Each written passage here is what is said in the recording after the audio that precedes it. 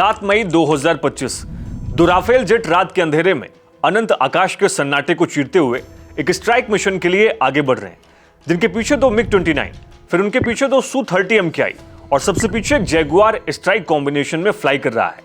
रात के करीब 1:30 बजे पीओके और पंजाब प्रोविंस के कई इलाकों में अचानक से जोरदार धमाके होते हैं और सुबह पता चलता है पहलगाम में हुए आतंकवादी हमले के जवाब में भारत ने पाकिस्तान के 9 टेररिस्ट कैंप्स और 12 मिलिट्री बेसेस को तबाह कर दिया है। दोस्तों, इस स्ट्राइक के बाद भारत ने पाकिस्तान पर एक वाटर स्ट्राइक भी की थी, जिसके अंडर 1960 की इंडस वाटर ट्रीटी को भारत ने सस्पेंड कर दिया था।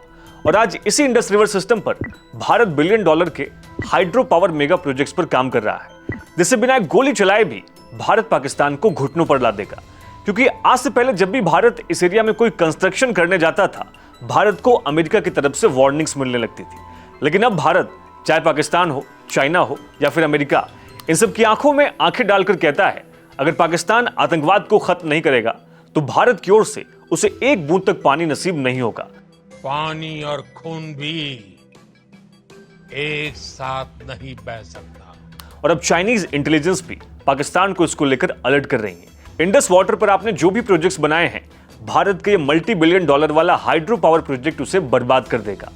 बहुत इंफॉर्मेटिव एंड इंटरेस्टिंग वीडियो है, पूरा एंड तक जरूर देखिएगा। और ऐसे और वीडियोस के लिए हमारे चैनल को प्लीज सब्सक्राइब जरूर करिएगा।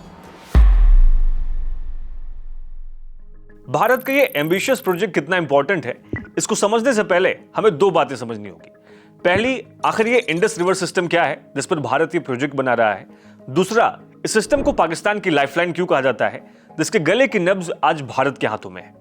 देखिए, इंडस रिवर सिस्टम में 6 बड़ी रिवर्स हैं: सिंधु, झेलम, चिनाब, रावी, ब्यास और सतलुज, जिन्हें पाकिस्तान के रगों का खून कहा जाता है।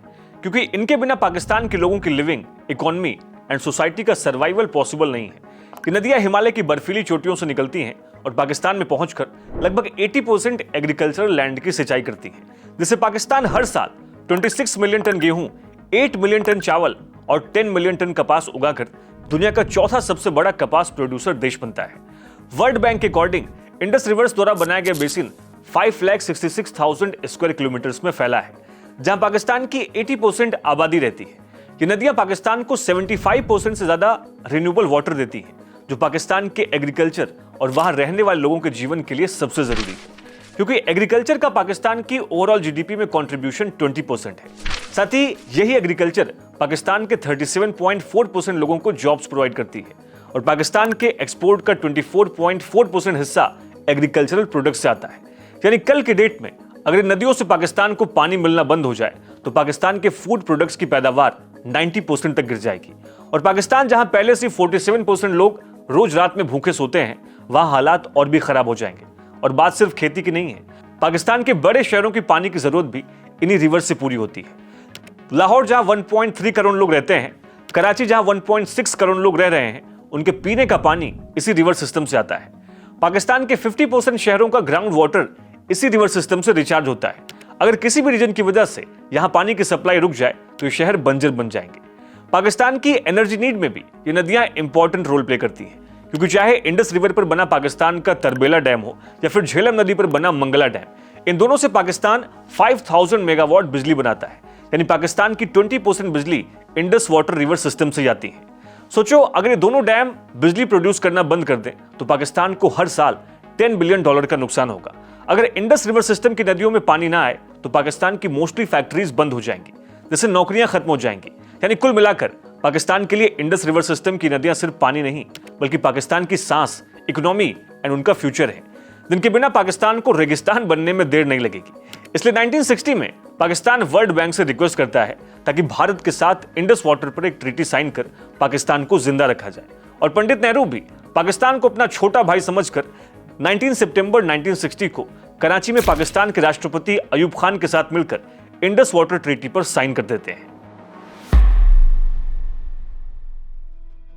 देखिए, इंडस वाटर ट्रीटी में इन सभी 6 नदियों के पानी को भारत और पाकिस्तान के बीच डिवाइड किया गया था, जिनमें ईस्टर्न रिवर्स, जिसमें रावी, ब्यास और सतलुज आती थी, वो पूरे तरीके से भारत को मिली, जिनके पानी को भारत बिना किसी रोक टोक के इस्तेमाल कर सकता था। फिर वेस्टर्न रिवर्स, जिसमें सिंधु, झेलम और चिनाब आती थी, वो पाकिस्तान को मिली। लेकिन यहां पर एक शर्त थी, पाकिस्तान इन नदियों का सिर्फ 80% ही पानी यूज कर सकता था, जबकि भारत यहां भी लिमिटेड क्वांटिटी में वाटर को हाइड्रो पावर और सिंचाई के लिए इस्तेमाल कर सकता था। इस ट्रीटी को 10 साल के लिए ट्रांजिशन पीरियड में रखा गया। इसमें पाकिस्तान को मंगला और तरबिला जैसे डैम बनाने थे, जिसके लिए पाकिस्तान ने भारत और इंटरनेशनल डोनर से $893 मिलियन लिए। कमाल की बात यह है कि ट्रीटी भारत पाकिस्तान के बीच हुए 3 वॉर्स यानी 1965, 1971 और 1999 इंडिया पाकिस्तान वॉर के बाद भी टिकी रही। जबकि इस दौरान पाकिस्तान बार बार भारत की पीठ पीछे खंजर घोंपता रहा, कश्मीर में आतंकवाद फैलाता रहा, पूरे भारत में आतंकवादी हमले कराता रहा। 2001 का संसद हमला, 2008 में मुंबई अटैक, 2019 में पुलवामा अटैक। फिर भी भारत ने बड़ा दिल दिखाते हुए कभी भी पानी को नहीं रोका। लेकिन 2025 में जैसे ही पहलगाम अटैक होता है, हमारे water resources minister CR Patil कहते हैं अब पाकिस्तान को एक भी बूंद पानी नहीं मिलेगा, क्योंकि भारत ने इंडस वाटर ट्रीटी को सस्पेंड कर दिया है। और आज भारत इस इंडस रिवर सिस्टम पर अपनी पोजीशन का फायदा उठाने की बात सिर्फ हवा में नहीं कर रहा, बल्कि अब ये सब जमीन पर भी देखने को मिल रहा है।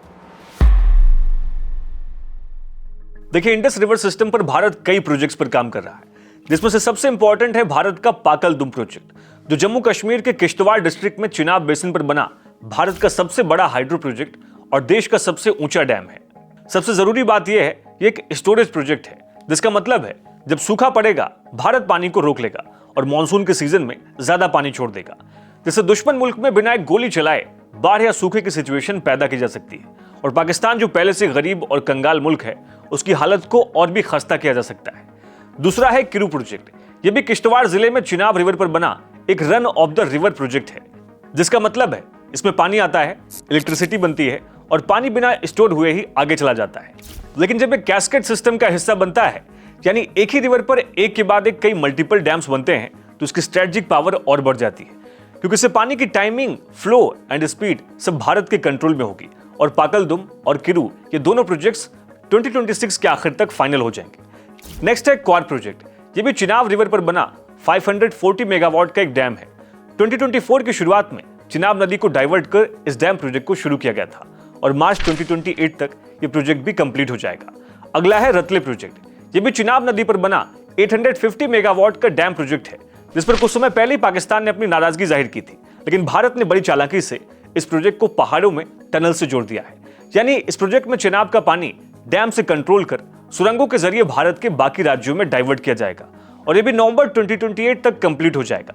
पर भारत के इस वाटर कंट्रोल से सिर्फ पाकिस्तान को नहीं, बल्कि चाइना के अरबों डॉलर के सीपेक डैम्स भी रिस्क में हैं। देखिए, चाइना का कंसर्न यह है कि उसने पाकिस्तान में सीपेक प्रोजेक्ट के थ्रू ढेर सारा इन्वेस्टमेंट किया हुआ है, पर पाकिस्तान की हरकतों की वजह से यह प्रोजेक्ट चींटी से भी धीमी चाल से आगे बढ़ रहा है।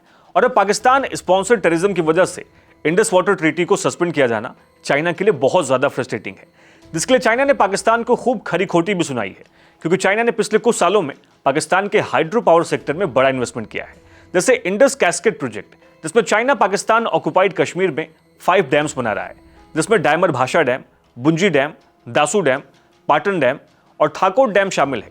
ये पांचों dam total 22,000 megawatt electricity generate कर सकते हैं। लेकिन प्रॉब्लम यह है कि डैम ऑलरेडी ग्लोबल वार्मिंग की वजह से पानी की मार झेल रहे हैं, जिसकी वजह से जितनी मेगावाट बिजली इन डैम्स के थ्रू बनाने की बात चल रही थी, ये उतनी बिजली नहीं बना पा रहे। और अब इंडस रिवर सिस्टम पर मेगा हाइड्रो प्रोजेक्ट बनाने का मतलब है पाकिस्तान साइड की रिवर्स में पानी और कम हो जाएगा, पाकिस्तान के चाइनीज फंडेड डैम्स बंद होने लगेंगे और चाइना का ढेर सारा पैसा इसमें डूब जाएगा। यानी कुल मिलाकर ये सारे प्रोजेक्ट्स पाकिस्तान के मुंह पर एक तमाचा है, क्योंकि जब से प्रोजेक्ट बनने शुरू हुए हैं, पाकिस्तान हर जगह जाकर रो रहा है। लेकिन भारत अब अपनी ज्योग्राफी का फायदा उठाते हुए ऊपरी इलाकों में इंफ्रास्ट्रक्चर बिल्ड कर पाकिस्तान को उसके कर्मों की सजा देने की तैयारी कर रहा है, क्योंकि पहलगाम अटैक के बाद जो थोड़ी बहुत नरमदिली भारत के अंदर बची थी, वो भी अब समाप्त हो गई है। और जब से इंडस वाटर ट्रीटी सस्पेंड हुई है, भारत ने बहुत तेजी से इन प्रोजेक्ट में सीमेंट और लोहा भरने का काम शुरू किया है, जिसकी वजह से अब पाकिस्तान के पास नीचे से ऊपर देखने के अलावा कोई और रास्ता नहीं बचता है। दोस्तों, आपके अकॉर्डिंग आतंकवादियों को पनाह देने वाले पाकिस्तान के साथ ऐसा करना सही है, या फिर भारत को एटलीस्ट पानी पर जियोपॉलिटिक्स ना करते हुए बड़ा दिल दिखाना चाहिए? हमें कमेंट सेक्शन में जरूर लिखिएगा। ऐसे और वीडियोस के अपडेट्स के लिए हमारे चैनल को सब्सक्राइब और हमारे इस पेज को फॉलो जरूर करिएगा। जय हिंद, जय भारत।